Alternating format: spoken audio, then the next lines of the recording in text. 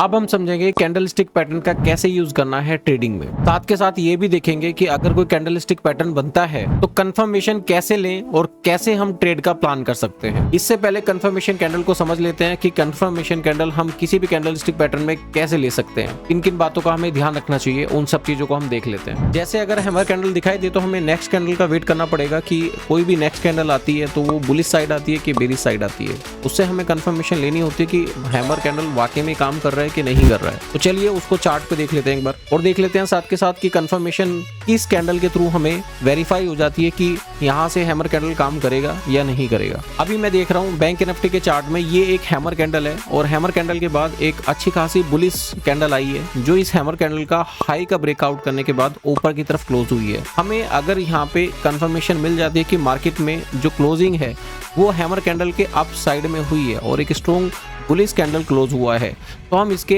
High के ऊपर entry point रख के इसके लो का स्टॉप लॉस रख के बाय का प्लान कर सकते हैं। तो हमारा एंट्री पॉइंट इस कैंडल के हाई के ऊपर होना चाहिए और हमारा स्टॉप लॉस इस कैंडल के लो के नीचे की तरफ होना चाहिए, और फिर हम एक बुलिश ट्रेड यहाँ से उठा सकते हैं जो कि हमारा स्टॉप लॉस इस कैंडल के लो पे रखा होगा और ऊपर की तरफ हमारा टारगेट होगा। हम इसमें 1:2 का टारगेट भी प्लान कर सकते हैं और 1:1 का टारगेट भी हम प्लान कर सकते हैं। हम कुछ और भी एग्जांपल देख लेते हैं हैमर से रिलेटेड, जहां और चार्ट्स में हमें हैमर कंफर्मेशन कैसे दे रहा है और कैसे हम उन कैंडलस्टिक चार्ट को पढ़कर कंफर्मेशन ले रहे हैं और ट्रेड का प्लान कर रहे हैं। इस एग्जांपल में आपको एक और हैमर कैंडल दिखाई देगा जिसके ऊपर एक अच्छा खासा स्ट्रॉन्ग बुलिश कैंडल क्लोज होता है और इसके ऊपर कहीं ना कहीं हम एंट्री पॉइंट रख के और इसके नीचे का एसएल रख के हम एक अप साइड में ट्रेड उठा सकते हैं। और जैसा कि मैंने आप लोगों को बताया भी है, तो हमेशा हमें हर एक कैंडलस्टिक पैटर्न में एक कंफर्मेशन कैंडल का वेट करना होता है।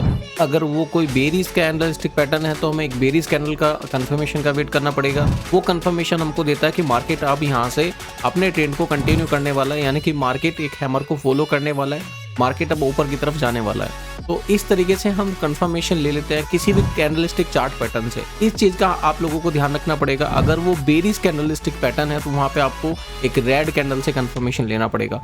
अगर एक बुलिश कैंडलस्टिक पैटर्न है तो वहां पे आपको एक स्ट्रॉन्ग बुलिश कैंडल से कंफर्मेशन लेना पड़ेगा। जैसे मैंने अभी एक एग्जांपल दिया हैमर के साथ साथ आप और भी बहुत सारे एग्जांपल उसके में ऐड कर सकते हो। अभी हम देखते हैं सपोर्ट रेजिस्टेंस के बारे में।